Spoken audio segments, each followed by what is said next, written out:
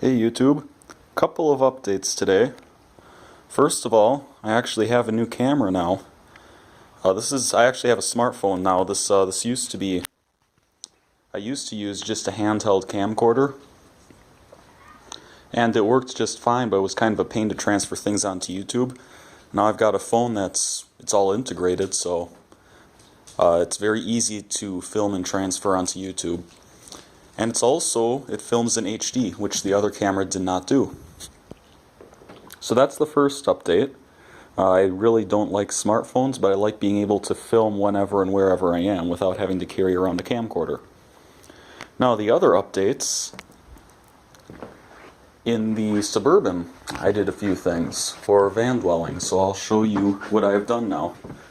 We've had a nice patch of warm, sunny weather, so I'm getting some things done. So it doesn't look too much different from before. As you can see, I have my hedge clippers in here for work. It's at that point now where you can see some of the trees are starting to get some leaves on them. So I'll start needing that again at work. So the first thing I did, if I can climb in here from the back. Ugh. I don't know if I have shown a video of the counter fully installed yet or not, but here is the counter.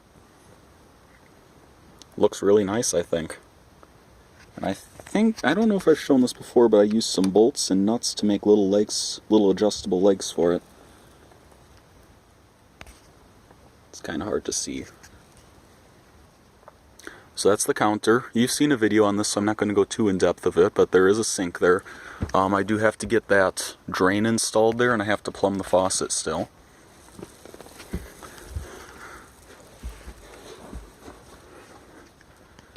I'm still getting used to the concept of a phone as a video camera, so forgive if I'm shaking too much. You can see I do have the microwave mounted, and I put a little board like this in front and one in back so that it doesn't fall out when I drive. So this is a little 700 watt microwave. Fits perfectly in here, by the way. But I mean, it'll slide around a little, but it will not fall out at all. The refrigerator is also screwed down. It's not going anywhere. I pretty much just use it as a cooler, not as an actual refrigerator, and it works fine for that purpose. I also mounted a little TV. I know it's kind of in silhouette right now because of the light shining in through the windshield, but I've got a little TV there. You can kind of see the mounting system I use, just a couple pieces of wood and some zip ties mounted up there. This is actually a screen from an old backup camera system. I was able to find the screen at a local pawn shop for 10 bucks. So it was a good deal. It's a 7-inch screen, it has AV inputs, you can see the cables coming off the side. My DVD player, my digital receiver fits perfectly in the little gap there, and between the fridge and the passenger seats, my switch fits perfectly. So that's nice. I installed a cable outlet so I don't have cables running all over the place. That actually, the antenna goes right inside the door and into that outlet, so I can just plug in there. And I'll do another video, a separate video on this at some point, but I do have a phone system in here now. I won't go into that now because it's kind of a topic in itself. I also moved my light over because, as you recall, when I first put that light in, it was designed for the old counter. But with the new one in here, I had to move the light over. So it's still nice and bright. I'm still very happy with that. I think I paid 7 bucks for that light, and it only uses about an amp of power. It's pretty bright. It lights up this little Suburban pretty well. Got my fire extinguisher. Personally, I believe that is very important for really anywhere. I don't care if you live in a house or you're a van dwelling, or you live in an RV or a cabin or a tiny house or anywhere. You should have a fire extinguisher. That's just me, but I firmly believe that. Now, this next thing that I did, I'm going to try to get out here. I probably should have just climbed in through the door instead of going through the back. I added this cargo net here, hanging from the ceiling. That will be for storing linens, clothes, stuff like that. And it's elastic, it's stretchable. You can see it kind of stretches. It's actually a cargo net for holding cargo down in a pickup bed. I got it at Harbor Freight. I think I spent about $6 or so on it. As you can see, I had to loosen the hangers and turn them backwards to hold it properly, because otherwise it would slip off of them. And it's attached to the handholds on the center doors. Then it's hooked on the hangers back here. And then just to pick up the slack, I stuck it underneath the headliner there. Kind of hard to see. And then the final upgrade is I put a bigger inverter in. The old inverter is that little 1000-watt one sitting on the third row seat from this. It's a good inverter, but it couldn't power the microwave. So this is a 2500 watts Accurate Tools inverter. It is cheap. There's no doubt about it. It is only for running the microwave on occasion. For all other loads, I have my peak inverter. This is the one I actually used to have in my pickup.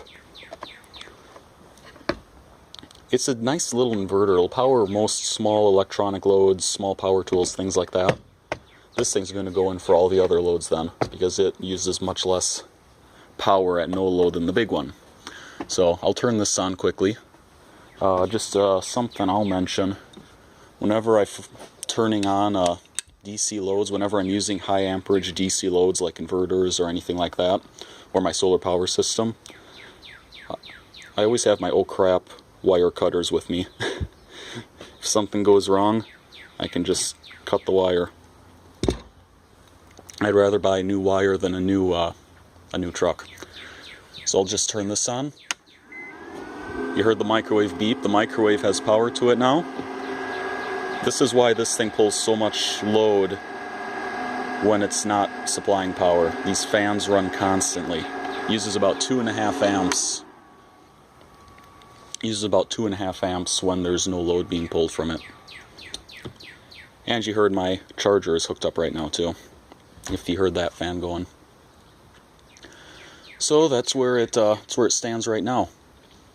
I am currently going to try and work a little bit today and tomorrow on the rest of the counter system. I don't know if I've explained it at all, but there will be kind of a counter back here covering up the battery, and that'll also be where the second inverter is mounted for smaller loads. And then that's going to angle back and meet with the kitchen counter, so it'll be like a big L shape, like that. Big L shape, and then the bed, or I actually have an air mattress. I'll run downstairs and hopefully show that. But that will go along the driver's side of the vehicle. Everything has been measured. The mattress I have, I know fits.